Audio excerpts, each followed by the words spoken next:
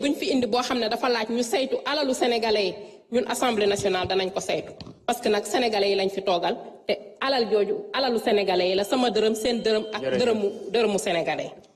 Merci beaucoup. Honorable député Aïssata Tall Sall, vous avez la parole.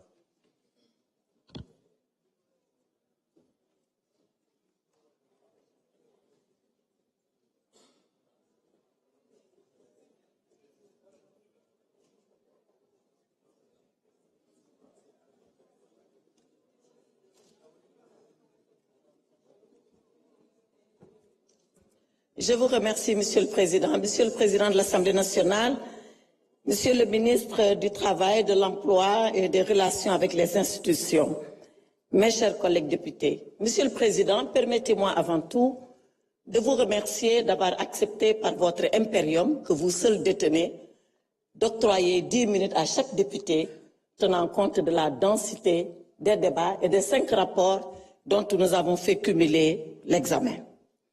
Monsieur le Président, il est question de la Haute Cour de justice.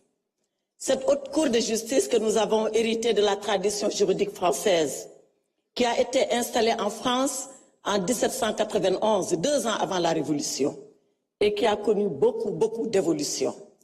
Une Cour de justice qui est en fait une juridiction d'exception. On l'a dit, 2 faits la caractérisent. Le premier fait, c'est que la Cour de justice, elle n'a pas d'appel, elle n'a pas de cassation. Elle statue en premier et dernier ressort. Sauf révision du procès, il n'y a aucune voie de recours qui est ouverte à son encontre. C'est pour vous dire que nous devons nous arrêter et bien réfléchir avant d'envoyer quelqu'un à la Haute Cour de justice. Et nous tous ici sommes justiciables ou pouvons être justiciables de la Haute Cour de justice. La deuxième particularité de la Haute Cour de justice, c'est que ce sont les députés qui prononcent l'acte d'accusation. Depuis ce matin, j'entends des collègues dire « nous ne sommes pas la justice, nous ne sommes pas un hakagne ». On est la justice, aujourd'hui on est la justice. Parce que c'est nous qui allons prendre le réquisitoire qui va envoyer le député en justice. On a pris la place du procureur. On dit séparation des pouvoirs. Aujourd'hui, à cet instant, il n'y a pas de séparation des pouvoirs. C'est l'Assemblée nationale que vous êtes, qui est le procureur de la République, qui ouvre le procès devant la commission d'instruction. Voilà la gravité de ce qui nous est demandé de faire. Aujourd'hui, par ce que nous allons faire, nous allons dire aux juges, ouvrez maintenant la procédure. Si on ne le fait pas, la procédure ne part pas. Donc l'Assemblée nationale est aujourd'hui dans la position d'un procureur de la République, maître des poursuites. Donc qu'on ne vienne pas dire on n'est pas le juge. Si, ici on fait œuvre de justice. Cela, je le dis, Monsieur le Président, c'est pour arriver à 2 principes. Dire qu'ici à l'Assemblée nationale, nous faisons office de procureur de la République. Et puisque nous faisons office de procureur de la République, mettons-nous dans la tête un principe absolument important, un principe indépassable en droit pénal, c'est la présomption d'innocence. Tout le monde vient dire, oui, la présomption d'innocence. Mais c'est quoi la présomption d'innocence?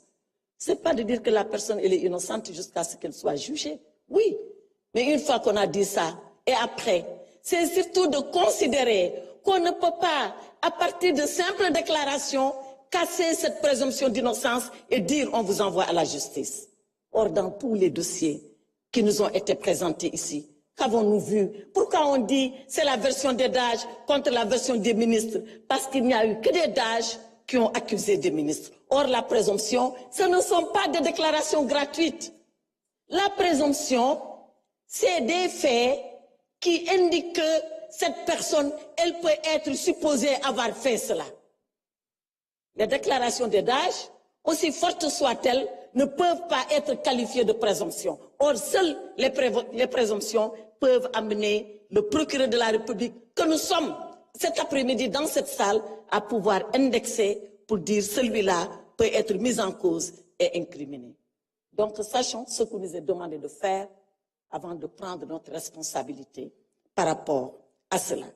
Donc, je le dis, nous sommes le procureur aujourd'hui et nous ne pouvons pas, sur la base de simples déclarations, dire qu'il y a des présomptions. Si nous le faisons, alors nous allons violer le principe de la présomption d'innocence. Et cette présomption d'innocence, elle date depuis l'Habeas Corpus 1786, elle date depuis Bill of Rights 1789, elle date depuis la Révolution française, Déclaration des droits de l'homme et du citoyen, elle date de 1948, Déclaration universelle des droits de l'homme, elle date du préambule de la Constitution du Sénégal, elle date de nos lois à nous.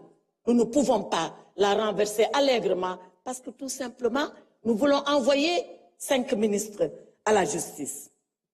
Le deuxième principe que je voulais rappeler, c'est celui de l'indépendance du juge. Notre justice, beaucoup l'avaient décrié, beaucoup. Et aujourd'hui, tout le monde dit que les juges sont indépendants. Oui, moi qui les fréquente depuis des décennies, je sais bien que les juges sont indépendants. Ils ne se réfèrent qu'à la loi et à leur conscience. Certains font semblant de le découvrir aujourd'hui.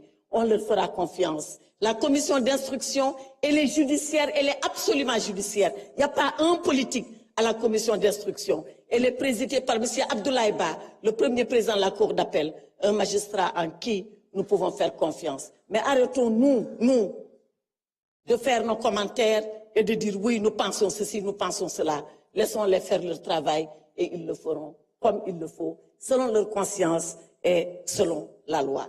Et Monsieur le Président, je rappelle que ces 5 ministres, ils ont servi la République. Ils ont porté un sacerdoce de servir l'État et de servir le service public du Sénégal. Et je considère, pour les avoir connus, que ce sont des ministres qui étaient rigoureux dans le sacerdoce qui leur incombait. Monsieur le Président, je l'ai été comme eux. Je ne le suis plus parce que être ministre, c'est pour un temps. Après, on ne l'est pas et on a sa vie qui continue. Je suis maintenant député. Et député, je suis pour la loi, cette loi universelle, cette loi impartiale, parce que je la vote ici, dans cet hémicycle. Et je n'oublie jamais, avant ministre, avant député, que je suis avocat. Et en tant qu'avocat, je crois à la justice. Et je crois à la justice de mon pays. Je crois au droit et je crois à la primauté du droit. Et c'est sur le fondement de tout cela, de ma conviction en la République que ces ministres-là ont inlassablement servi, de ma conviction en l'impartialité et en l'université de la loi, de ma conviction en l'indépendance des juges et à la primauté du droit, que je dis que cette mise en accusation ne peut pas être votée. Elle ne peut pas être votée parce qu'elle est illégale. Elle ne peut pas être votée parce qu'aucune présomption n'existe et n'a été prouvée, rapportée contre ces ministres. Elle ne peut pas être votée parce que le jour où on le fera, on portera atteinte à la justice, on portera atteinte au droit, on portera atteinte à la règle de droit. Je vous remercie, Monsieur le Président.